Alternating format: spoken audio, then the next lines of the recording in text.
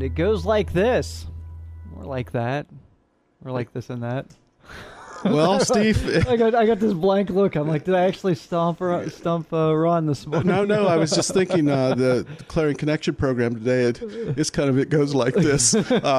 We have our guest today is Ron Nowaczyk, the Provost and Vice President for Academic Affairs at Clarion University, and we're going to be talking about a workforce plan released last week by the university that talks about meeting a possible $12 million deficit in 2 years, and some very tough decisions ahead were proposed in the plan, including the elimination of a number of positions, both faculty, management, and staff.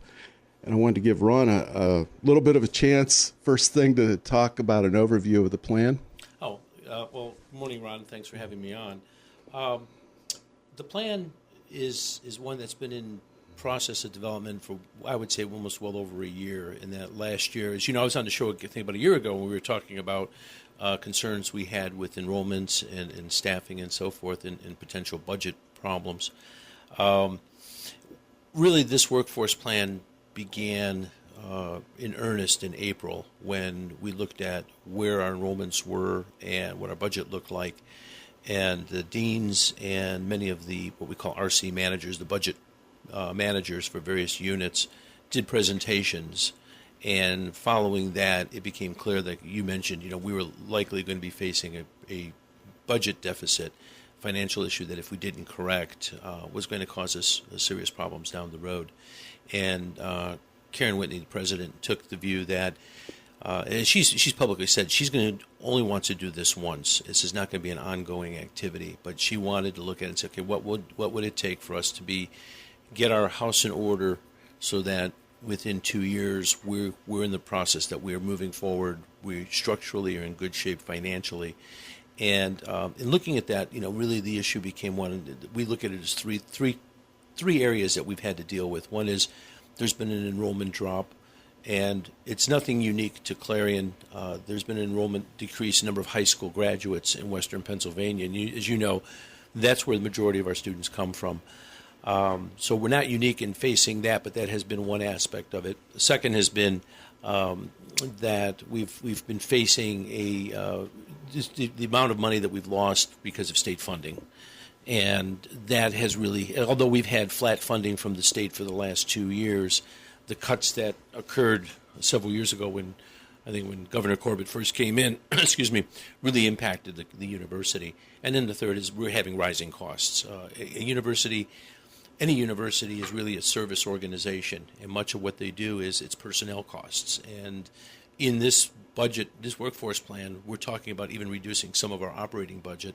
But if we eliminated the entire operating budget, or much of the operating budgets in many of the colleges, we still wouldn't have enough money to cover the deficit that we see coming up.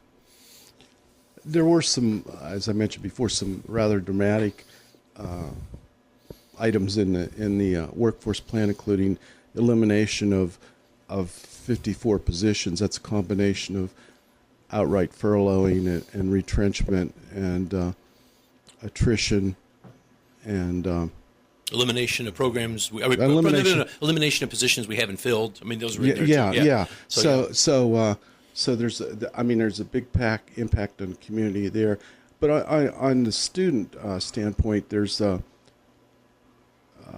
technically a moratorium on the music program, right. Although 6 of the 7 current music faculty would lose their job under the proposal, and the elimination of the German and French programs, projected an addition of a Chinese program, and elimination of the Academic Enrichment Program. And in long term, this may be a benefit to the students, but what about the current students involved in those programs? What's going to happen to them? Well, Ron, I'll tell you right now, in terms of the current students, the moratorium means we are not going to be accepting new students into the program in music education. So those students who are coming in, we will work with them to graduate. But you're only, if this goes well, the plan goes as you're forecasting, after next year, there's only going to be one music faculty member. We will look at that, and part of this is really a plan at this point, and we haven't worked all the details out because part of in developing the plan, we're very mindful of the collective bargaining agreements with the different agencies, and we're following a very specific process, and that process requires us at this point to identify what I would call the worst case scenario. And then what we're doing now is we're going to be in negotiations and discussions. In fact, tomorrow morning I have a meeting, Karen and I have a meeting with the chair of the Department of Music and to talk about what it looks like, what are the impacts, how do we look at what will happen. So it's not going to be something where we're going to simply, we had to give the worst case scenario saying this is, if we had to, this is what we would do. But now we're going to look at it and say, okay, let's take a look at the students. How do we plan for the students' schedules? What can we do? How many do we really need to cover the courses we'll be offering? All within staying within respect of what the collective bargaining agreement we have with the unions actually enforce. So the plan really could change? It's not this plan we're looking at. In fact, we've already had instances. Again, one thing we've stated in there is that a number of retrenchments can be removed if we have retirements within the next 2 years. Again, we're required by the collective bargaining agreement to come up with we were asked to come up with a plan. We developed that plan. We have actually said in the plan that, and we know there are faculty, at any time, there are faculty who are thinking about or planning on retirement. We have said in there that if we get in a department that has been defined as retrenchment means that we're losing a faculty member effective July 1 of next year. So the faculty would be here this entire year. So first I should say, none of the courses, programs, and things all continue this year. There's no one losing their job in terms of teaching immediately. They'll be here for the entire year teaching things through. But in those instances when a faculty may in the department, let's say, be identified for retrenchment, if we get a retirement dated effective no later than July 1 of 2015, so for 2 years, we'll take that retrenchment off the table. So those individuals will not lose, the department may not lose a position. Now, music, you're right, it could be a different situation. And we'll look at it. We're going to have to sit down and look at it. We do know, it's interesting that, and again, I know I feel sorry for what we see happening here, but when you think of a $12 million deficit and only one program, really only one major, and that's the music education, is the only one that's being impacted. We looked at the numbers, and the number of students currently in both the languages, both in German or French, and also in music education is 34 students. That's freshmen, sophomores, and juniors. Now, there are seniors that we presume will graduate this year, but that's less than 1/2% of the student body. So you're saying those three programs together, there's only 34 majors? There's 34 students, that are freshmen, sophomores, or juniors. Now, we do not have a major in German. We have a minor in German. The Modern Languages Department, if we can talk about that for a second, the Modern Languages Department altered their major this past year and created a major in modern languages, which allowed students to have different concentrations. And I think we have two students right now, two students, I think, who are are finishing up a bachelor's in French. And when you take a look at the total number of students who, as of a week ago, were enrolled either in music education or in a minor in French or German or in the Bachelor of the Education French program, and they were freshmen, sophomores, or juniors, it was 34 students. And the seniors, again, there were 49 students total across both programs. So 14 of those students are seniors who we hope will graduate at the end of this year. But we're going to be working on 34 students to look at how we can help those students meet their career goals as they go forward. Is there a general education requirement that you have to take intro to music? Is that still in the books? Yeah, and that will continue. We're again, part of the things, too, for music, and I appreciate the music faculty doing this, and if somebody reads the report, they could sit there and start asking questions like, wait, I don't understand what's happening here. The music faculty have proposed a degree in music entrepreneurship. So music is not going away at the university. What we've told the faculty, and again, this question has come up, you're talking about eliminating the faculty in music, but now you're talking about adding a degree in music entrepreneurship. A careful reader of the report will see us say that we're going to emphasize the health professions, and we're talking about a doctorate in nursing practice. We're talking about proposing a Bachelor of Nursing on this campus, and yet we're talking about retrenching a nursing faculty. Somebody might say, are these folks in their right mind? I mean, they're talking about adding stuff in and they're eliminating faculty. Well, not whether we're in our right mind or not, but the answer to the question would be one that at this point I can't confirm that any of those programs will actually come into existence. And so if those programs develop and we look at it and we say this is what we need in staffing, we're going to reevaluate what we're doing in terms of those positions. It's just at this point we had to do what I will call, you might call it a worst case or best case scenario, which is saying as what we have as of today. Because again, a good example is nursing.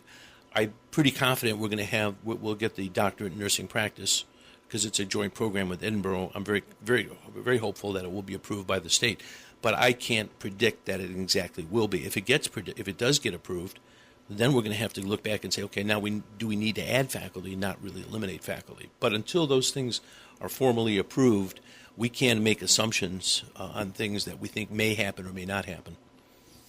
Back to the music thing, and then we'll leave that. Okay. On that note, there's been some discussion about what's going to happen to things like the choir, the marching band, and that kind of thing. Either that one person that's going to be left is going to be doing a heck of a lot of things, or how are you going to tackle that type of thing? I want to have discussions with the department and the department chair about that.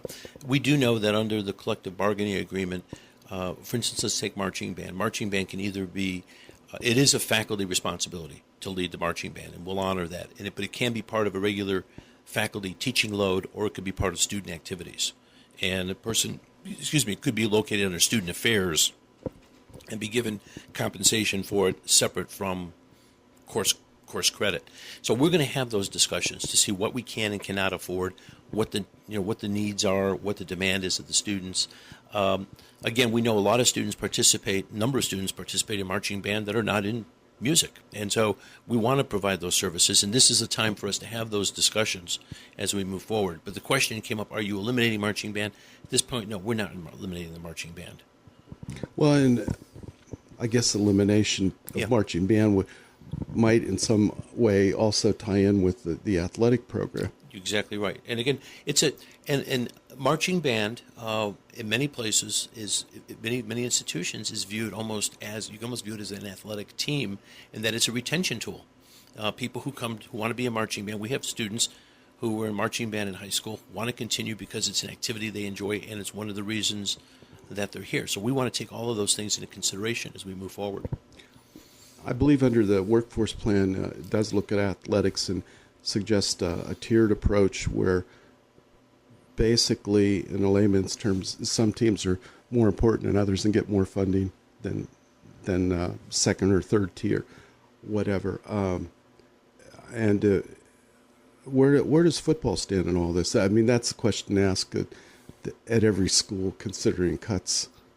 Yeah, Ron, I think that's a question to ask Harry Tripp more definitely. But from my understanding, we are looking at for athletics, we are going to look at what is called a tiered system, and saying that we can't treat all the sports equally. And so, what are those that bring the most, let's say, school spirit to the university, are helpful for us? And again, every time we recruit an athlete, they oftentimes bring another student or two with them. And we're looking at that as which of those sports are best for us in terms of our student body who are currently here. Mindful, of course, too, of the fact that we have to stay in compliance with the gender balance of the sports.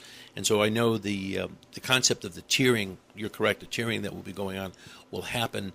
How the sports and what sports will be in there. I know football is obviously one that will be on everybody's mind. Basketball probably another. And, of course, wrestling will be one that will be on everyone's minds as to where they will fall in terms of that tiering. And those are all three male sports. Right. Well, basketball, we have the women's basketball. But it just, when you get into numbers and money situation,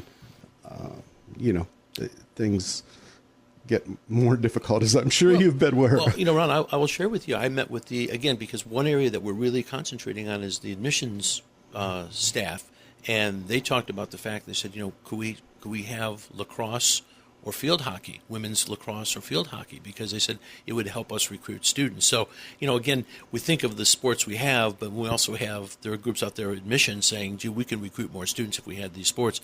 It just puts more pressure on, okay, what do we do? How do we decide what we're going to do and moving forward?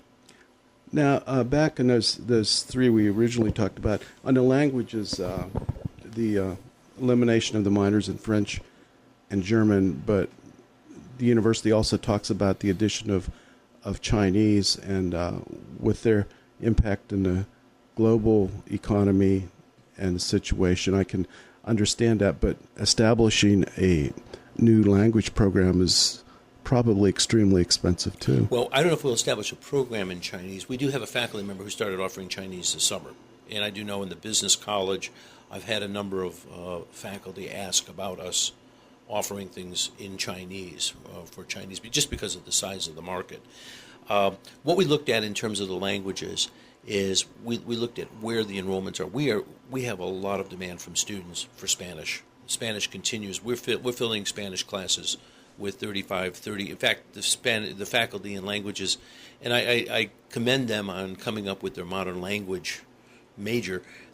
They came to us and said, we've got classes of 30, 35 people in Spanish.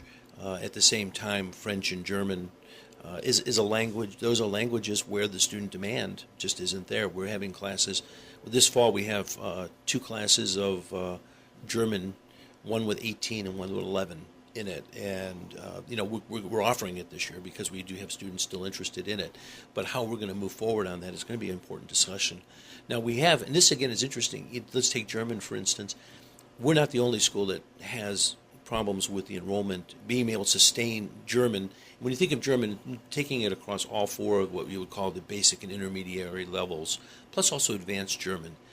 We're part of a consortium with other schools, Edinburgh and Slippery Rock, for instance, where we offer, the 3 schools offer some German classes via ITV or online in cooperation with each other, because none of the institutions are able to fill, let's say, a junior or senior level German level class. And so we're looking for cooperative efforts to do those kinds of things.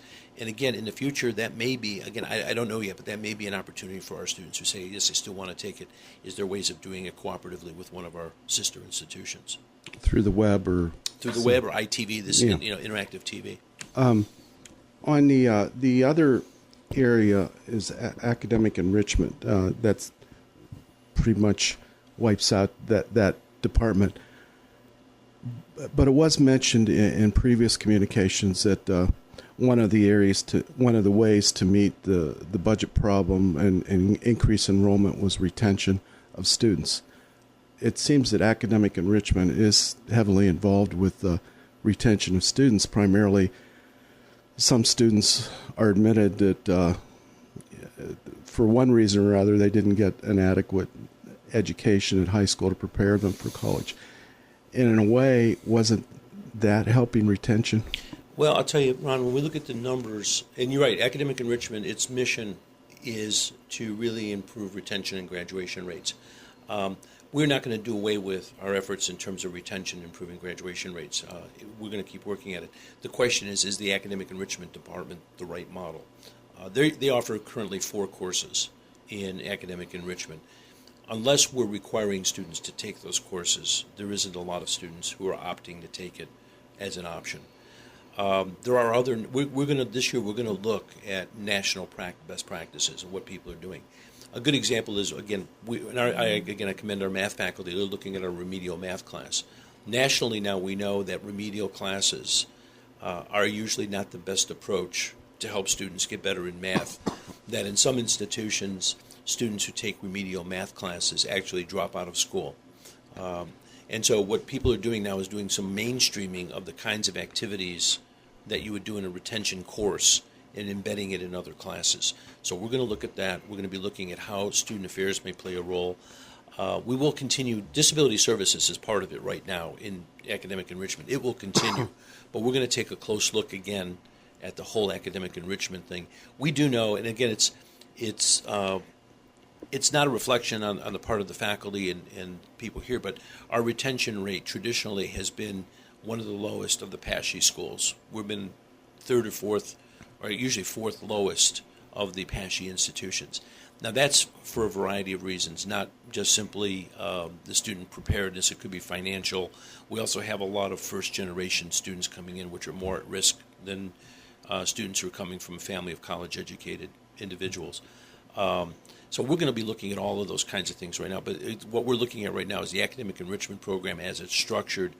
The numbers haven't been going up enough to indicate that we're doing it. And they were one of our departments of concern in that the cost of that program relative to what we were seeing in terms of the revenue and then the accomplishments weren't matching.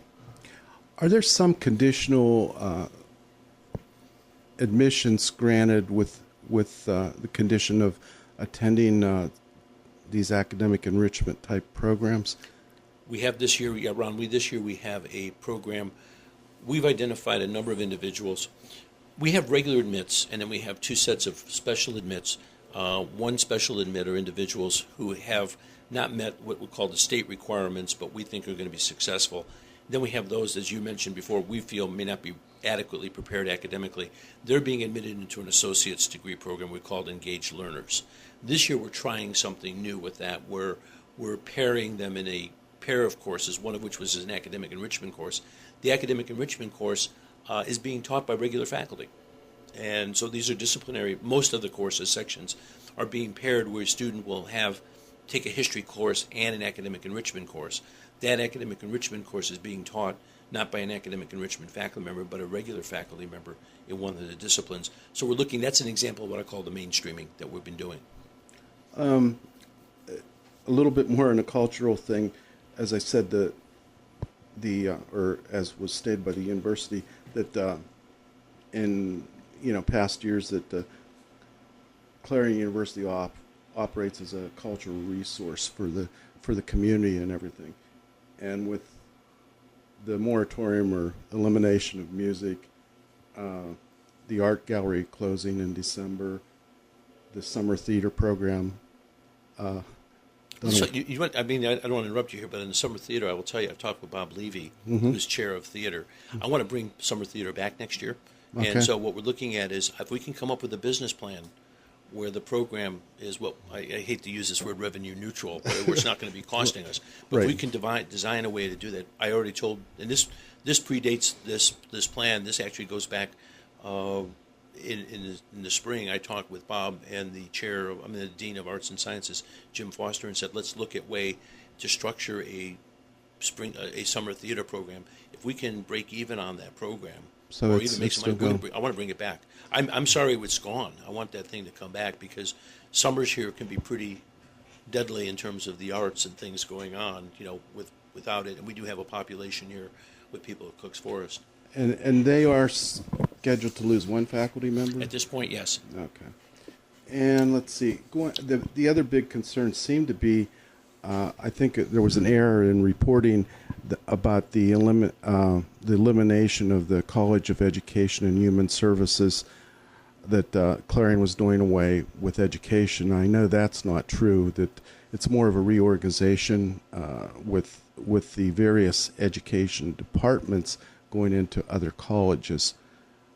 Is that going to affect the NCATE accreditation? It should not affect the NCATE accreditation because, again, and thanks for bringing this up because it was the headline in a Pittsburgh paper that's a dissolution of or dissolving College of Education that was picked up on the AP Wire and across the country. And people just read headlines. That's right.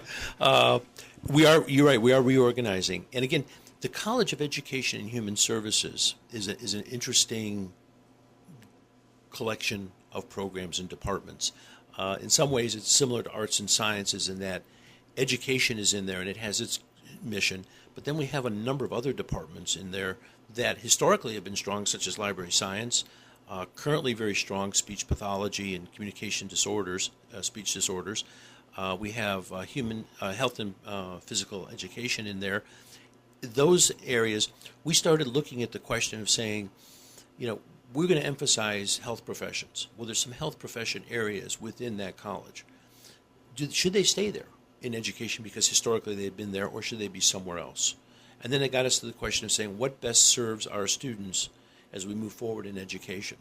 And can we reduce the number of colleges we have from 4 to 3? Again, one thing that a lot of people say is, well, why don't you reduce administration? Well, here's an opportunity for us to go from 4 colleges to 3 colleges. We are very sensitive to the fact that this school was formed as a normal school. Education has been, the backbone for many years.